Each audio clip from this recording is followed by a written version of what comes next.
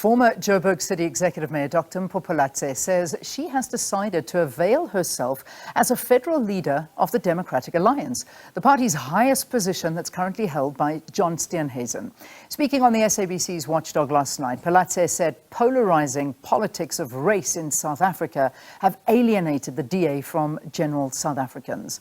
Meanwhile, the ANC has directed the government to declare a national state of disaster at struggling power utility Eskom in a bid to end the ongoing energy crisis.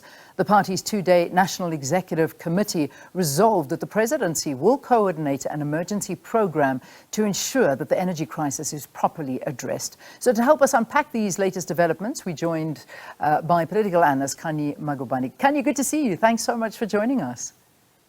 Thank you so much, Leanne, and a very good morning to your viewers as well. So let's start off with Dr. Phalatse. So it's just this week that she was actually ousted as the mayor of the city of Johannesburg, but it looks like she's moved on and is now casting her eye on the highest position in the DA. What do you read from her press briefing? I mean, when we looked at who attended it, there was very few DA supporters that were there.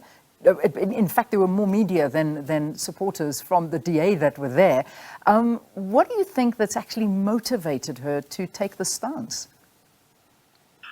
Well, Leanne, I don't think Mpho Phalatse is crying over spilt milk. She's moving right along. She's keeping it moving. And this is a very bold and audacious move from her part. And at the moment, she feels like she's growing and maturing as a politician. She's had her first huge baptism of fire into the world of politics. She was ousted not once but twice from the city of Johannesburg, and she feels like she's learned a lot and grown a lot as a politician, and she now wants a bigger bite of the pie, and she's looking for more responsibility. And there's many moving parts in this, because we know that the DA itself has its own problematic dynamics that it's dealing with, which Phalatse made mention of in her speech.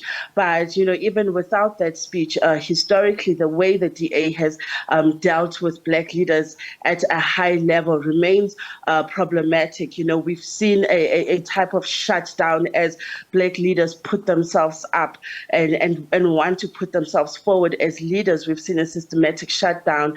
We've seen the same happening with Mbali Ntuli, who was sitting in the same position at its previous elective conference, the federal conference where John Steenhuizen was elected. She was up against him, and today she's no longer even a member of the Democratic Alliance. She's removed herself from the party completely. So we must ask then, what is it that makes these black leaders who come forward eventually leave the party and find it difficult to continue staying within the ranks of the party? Mpho Phalatse going up against John Steenhuizen put her in the access point of that, because then we have to watch how the DA intends on dealing with Mpho's campaign. Very short, but it's going to be robust. She is a media darling. She loves the media. She loves media briefings, and I believe she's going to do that to win favor of the constituents. It certainly is going to be very interesting to watch and see and learn and understand the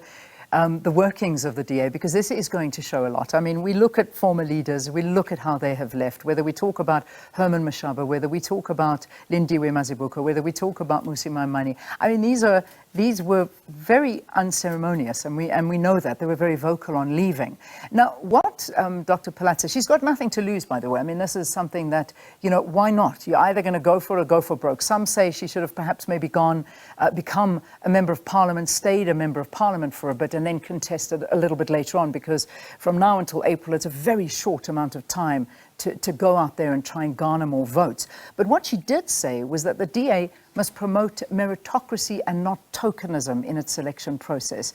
I mean, this kind of reminds us of what former DA leader Tony Leon once said of Mmusi Maimane. I mean, what do you think she's referring to?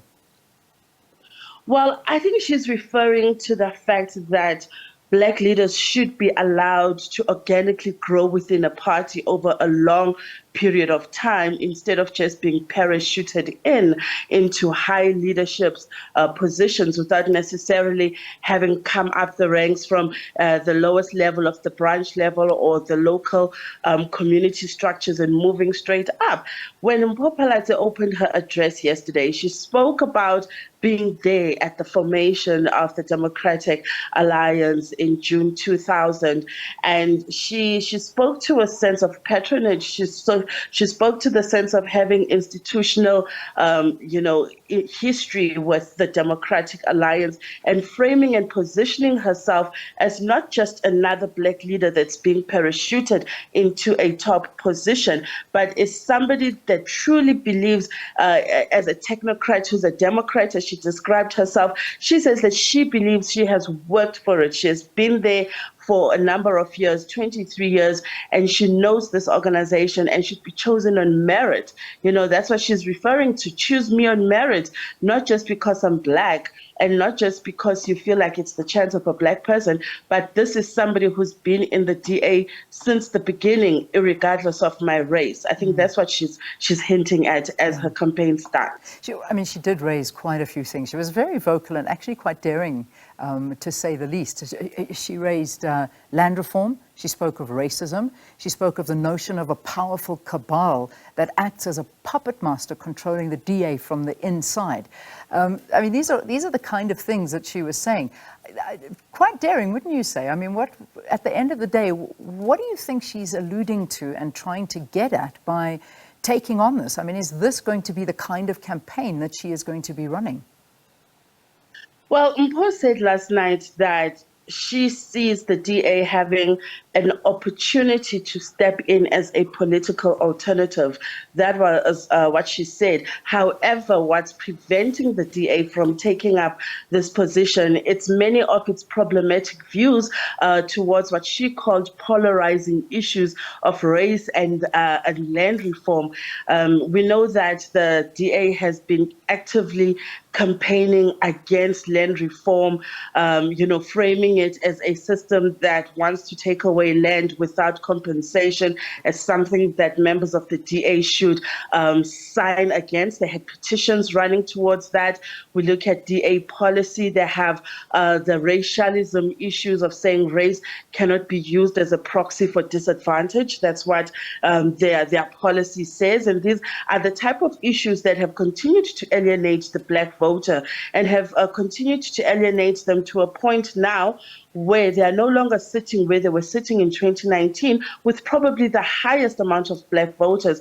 Now they are finding themselves having to go back to the areas Mpho was speaking to last night, of Khayelitsha, of Soweto, of most of the outlying areas. And she's saying she's the leader for that because the DA has stopped actively campaigning for Black constituents and sort of wants to go back to being a white middle-class party. All right. I want to, the two more issues I need to speak to, so I'm going to quickly jump into them. We don't have too much time. So, Mpho Phalatse, we see what she's doing. We see that she was up against a massive, massive issue when it came to the city of Johannesburg and trying to turn it around. And it was a ship that was just not going to happen. And she went through a lot from, facing motions of no confidence to everything. And then finally actually just acceding to the fact that she is now out. Now there's a new guy at the helm wearing the chain of the city. And his name is Tapelo Ahmed. I've seen one or two interviews with him. And I'm not sure if this is going to make any difference. In fact, he's got this 100-day vision. Many people doubting he's going to even see close to 100 days. What do you make of this particular appointment, and what does this mean for the city of Johannesburg? That I'm sure you read the trending topics, you saw us speaking to it, you saw the video, a city that is falling apart in front of our eyes. What is this man going to do now? Leanne, I'm actually glad that you bring this up because as I was watching the video, I remembered that I used to live in the Johannesburg CBD. I used to live in Joburg Park, directly across the actual park itself.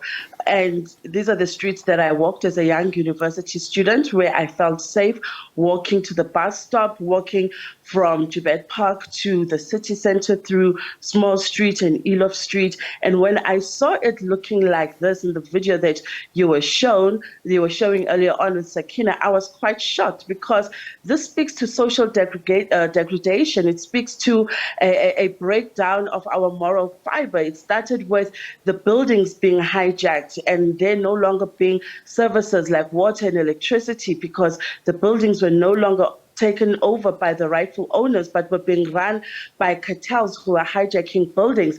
And this has spread not only just towards, accommodation, but how people live. There's no services being rendered. You see all the litter. We see that these are not social conditions that the people of South Africa should be living under, yet they are. So as you know, the revolving door of the mayorship position continues. The people who continue to suffer are the people of the city of Johannesburg. As they say, as the elephants fight, it is the grass that suffers. Indeed it does. And I'm not sure that the new mayor is going to be the man who's going to turn things around. But that we wait to see. One final question, and I've given you a minute to answer this. The ANC wanting to declare a state of disaster with regard to the struggling power utility. Help us understand, is this really going to help? I mean, do you think that this possibly offers solutions for where we're at? Obviously opening up resources that can be used by the struggling power utility, but is this the way to go? Do we need it? Well, Leanne, that very last point you made there of opening up resources is the very worry that we have, because procurement processes, under a state of disaster become lax, and people literally can gain access to millions and millions and millions of rand within no time, literally within days. And as we saw with the PPE scandal, people are fearing, and it's also my fear, that a similar exercise is going to take place, with contracts around energy and energy solutions, as they will be termed, taking place. And so, there's a very low level of trust in any measure to solve the energy crisis through a state of disaster because of those procurement problems that we've had in the past. Leaving it there. Thank you, Khanyi. Thank you for talking to us.